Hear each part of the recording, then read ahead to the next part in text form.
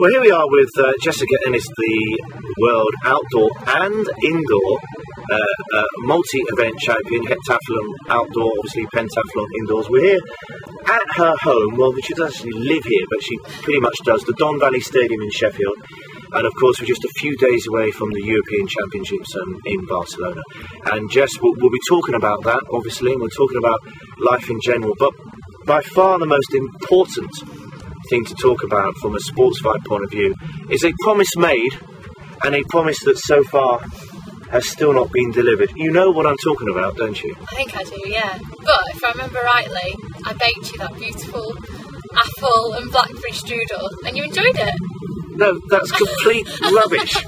I'm not having you on Sportsvibe TV making up a pack of lies. You promised us on screen that you'd make us a blackberry and apple pastry months ago, and you still haven't done it. You've put other things ahead of that. Training.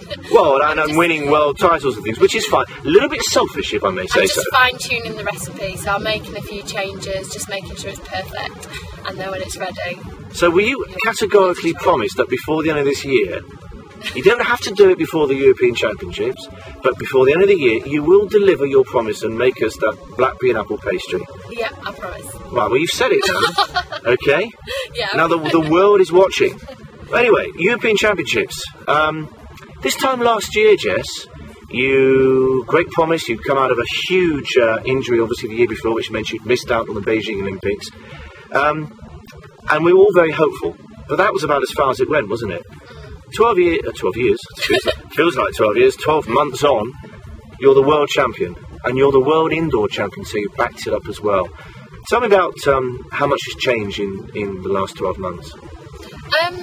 It kind of has and it hasn't. Life's obviously busier for me, and obviously got a lot of training to get done. I want to keep making improvements, so I'm still training hard and trying to get on with things. But yeah, lots more opportunities have come around, and I've been a bit busy doing other things. So it's a lot different to what it was before. But obviously training and competing still stays the same. You must have been really pleased with what happened in Doha, the World Indoors, because you didn't go, when you went to Beijing, you went there as a very promising heptathlete. I mean, to be fair, you've recorded the best total that year, but nevertheless, you didn't have any significant medal to your name. When you went to Doha, you were the world outdoor champion. It's the old adage in sports, isn't it, about difficult getting to the top, harder staying at the top. So just tell me about that, about the sort of the psychology of now being at the top and being there and being shot at.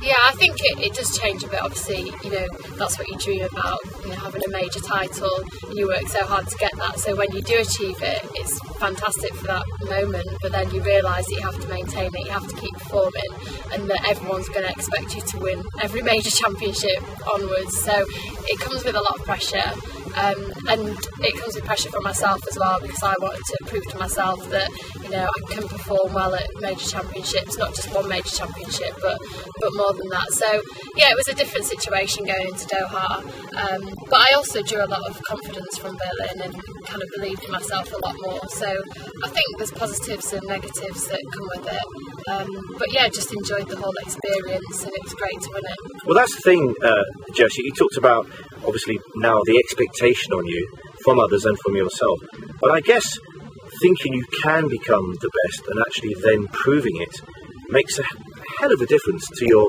mindset and to your confidence. Yeah, it does. I think once you've won a major title, it does make you kind of sit back and realise that you are capable of achieving it, that you can contend with the best in the world and you can become the best in the world. So you can draw a lot from it, and it does really help you, and you kind of take that experience into future competitions, which is something really great to have. Now the Europeans, obviously major title, the very important title for you this year. You're not going to do the Commonwealths, are you? No, we've decided not to do the Commonwealths and to just focus solely on the Europeans. So this is like the big hit for the year for you, obviously. Yeah. And for those who don't know, I mean, it depends entirely on the event, doesn't it? For some, the Europeans is quite a bit less than the Worlds. But I think, I'm right in saying, apart from maybe Hylie's Fountain, from America, just about all the runners and riders are going to be there in Barcelona, aren't they? Yeah, it's essentially a world championship for the heptathlon. Like you said, Alice Fountain won't be there, but everyone else will be. So it's, you know, all the girls that were there in Berlin. So it's going to be a really tough competition in the heptathlon. I take it you can't stand still. If you stand still, you'll be overtaken. So even though you won the Worlds, you need to go better, presumably, and continue to go better, and that starts in Barcelona. Yeah, I think it's about maintaining certain elements of the heptathlon, but also you do have to make improvements. You need to be aware that other heptathletes are going to be training hard around the world and improving as well. So I kind of need to step up my game, but also be careful not to step it up too much and rush things and get injured. So it's just about keeping that balance and making sure I make the improvements where I need to. So how did you feel after Doha and you became world indoor champion as well? I mean, you know, you backed up what you did in Berlin at the Worlds last summer by winning the world indoors as well. What did that do for you? It just gave me even more belief. It just made me realise that, because I had such a high of 2009, and then you kind of always think a little bit, you know, have I got a lot more to come? And I knew there was elements that I could improve within the heptathlon, so it was good to get a good winter season in and then to come out even stronger the year after and, you know, just keep building on it, which was something really good. I mean, I guess you can't pick and choose. You'll win everything you can possibly enter, but however big the Worlds are and the Europeans, and you have another Worlds next year, I guess all roads lead to 2012. The Olympics, hopefully your first Olympics, and they're in this country, so I guess that's the end game, isn't it? Yeah, definitely. Everything's, although we focus on the short term, we focus on this year and next year, everything is essentially all preparation for 2012. It's a once in a lifetime opportunity to have a home Olympics, so, you know, of course all the British athletes want to give it absolutely everything, make sure they're at the top of their game and winning medals when it comes around. Well, we're talking about the Olympics in London, but here we are in Sheffield. You're a daughter of Sheffield, proud Sheffielder. Are you a Blade or now? I'm a Blade. You're a Blade, okay. That's lost half the people watching this. But it's got the other ones on. So you and Sean Bean? Yeah. There we go.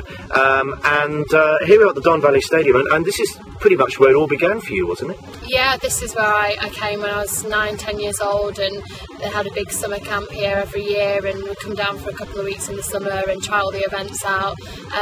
So yeah, this is all very familiar to me. This is kind of all where it started, so I've got good memories of this track.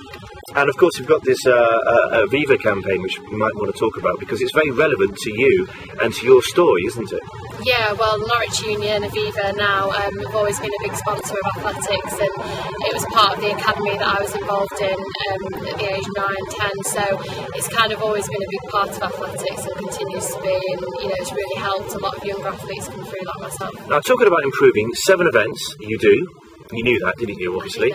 I remember watching you in Berlin last summer, and there was a defining moment for me, and it was a shot put.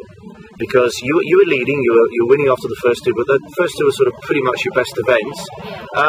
And then came the shot put. I remember back in the 2007 Worlds, that's where it went wrong. And after I think your first 2 parts, it wasn't going great, was it? And then and look at you, you're a slip of a girl, for goodness sake. You poured out your personal best. And from that moment onwards, you never looked back. So really what I'm asking you is, Jess, I think that's the mark of a champion, when you can do that, produce when you have to. But secondly, it sounds odd asking about areas of weakness, but clearly you will have stronger events than others. What have you been working on? What are your weaknesses which you've improved? Again, it's been the similar sort of thing for the past few years. It's been the throws, which obviously don't come naturally to me, so I've put a lot of time and a lot of effort into those, and I think that I've made good improvements. But again, the long jump has been a really important one, and that's what we keep working on. But I had a good personal best this season, so I'm pleased at the direction it's going, and I just hope to get consistent with that, produce a good jump out in Barcelona. Well, we can't wait to see you perform in Barcelona, Jess. You've got, as far as I can see, 2 major goals for the rest of the year, and they are? Obviously, number 1 is baking the cake or the strudel, the pie, and then number 2, Barcelona. Yeah, perfect answer.